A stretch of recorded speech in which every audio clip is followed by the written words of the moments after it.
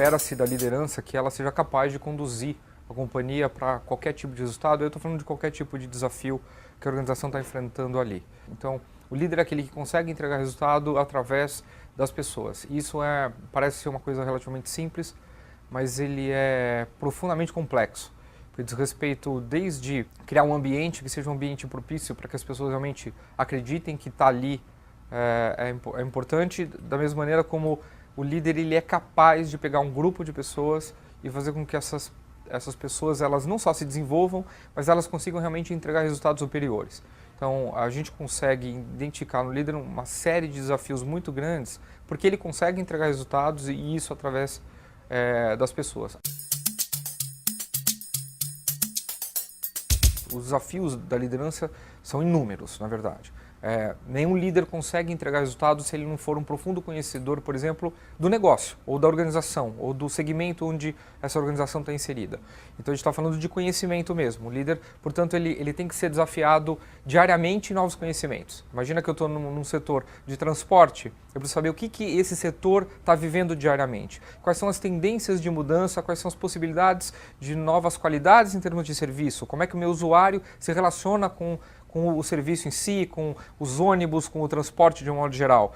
O que outros segmentos de transporte eventualmente estão entregando em termos de qualidade de serviço para usuários. Quem são os meus principais competidores? Então, a quantidade de informações que o líder precisa deter para poder entregar ou criar estratégias para entregar resultado é muito grande. Se ele precisa entregar resultado e se o líder entrega resultado através das pessoas, ele precisa saber o que é fazer gestão de pessoas.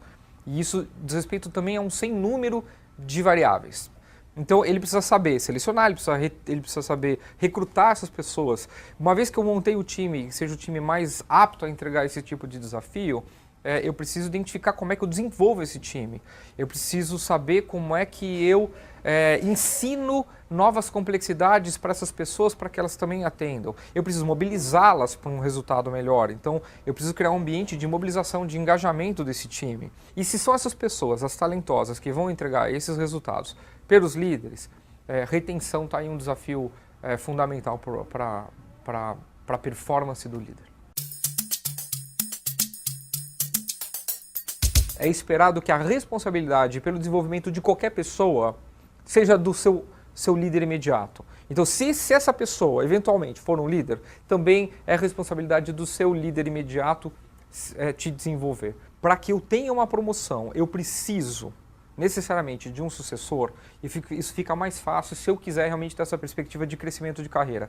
Eu vou ser impedido de ter essa promoção para um novo nível de liderança se eu não tiver ninguém que me substitua. Porque se eu sou um candidato para esse novo nível de liderança, é porque eu já fui identificado como um talento nessa posição.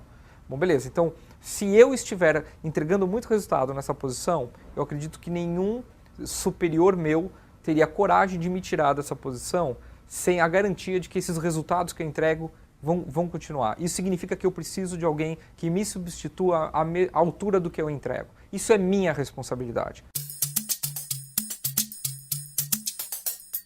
Desenvolver líder é um desafio para qualquer pessoa, para qualquer organização. A gente precisa saber que as pessoas são completamente diferentes.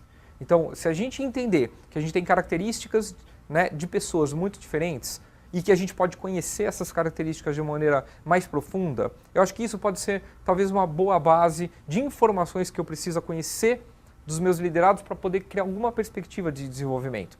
Uma segunda questão, uma vez que eu conheça, né, as características, as potencialidades e os gaps, né, de personalidade de cada uma dessas pessoas, eu acho que é fundamental você criar oportunidades para aumentar a complexidade de trabalho. Acho que tem um ponto fundamental que é a gente aprende muito, a gente se desenvolve muito no dia a dia. Né? Ter aula, ter um curso, ter um treinamento é fundamental. Mas isso vai se realizar na prática, vai se realizar no dia a dia. Quem pode gerar oportunidade para as pessoas se desenvolverem nesse sentido é sempre o líder. Então, ficar experimentando projetos mais complexos, situações mais difíceis, e que você, ao invés de assumir, você criar oportunidade para que o seu liderado enfrente, vivencie, isso é um ambiente de desenvolvimento poderosíssimo.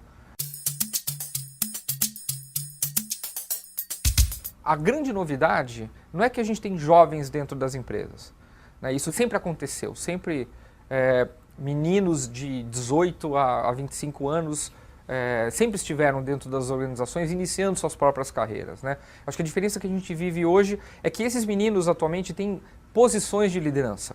Então eles passam a ter poder, né, real dentro da companhia. Eles têm direcionamentos dentro da companhia.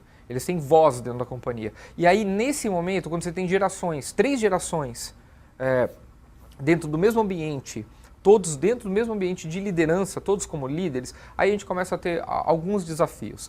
O principal comportamento que eu identifico hoje da geração Y é de uma total liberdade de acesso a qualquer nível hierárquico dentro da empresa, com uma tranquilidade que ninguém mais tem, né? Você pega um menino hoje com 20, 25 anos, ele é capaz sim de fazer uma pergunta delicada, né, para um presidente de uma empresa numa reunião com vários líderes. E isso gera muito mal-estar. Muito mal-estar não só porque as outras gerações, né, não conseguem fazer esse tipo de pergunta ou esse tipo de comportamento, mas mais do que isso, porque essas outras gerações não estão preparadas para esse tipo de comportamento. E eu acho que o grande recado que a gente tem que dar nessa relação é preparar os líderes mais antigos para enfrentar essa nova geração de uma maneira um pouco mais tranquila. Se a gente conseguir ler menos, digamos, uma postura arrogante e mais só um jovem falando, eu acho que isso vai tranquilizar todas as relações. De um lado, eu acho que os líderes de geração X e geração Baby Boomer têm que saber disso e têm que se tranquilizar em relação a isso. Do mesmo jeito, a gente tem que contar para a geração Y de que tem gente com um pouco mais de experiência do que eles.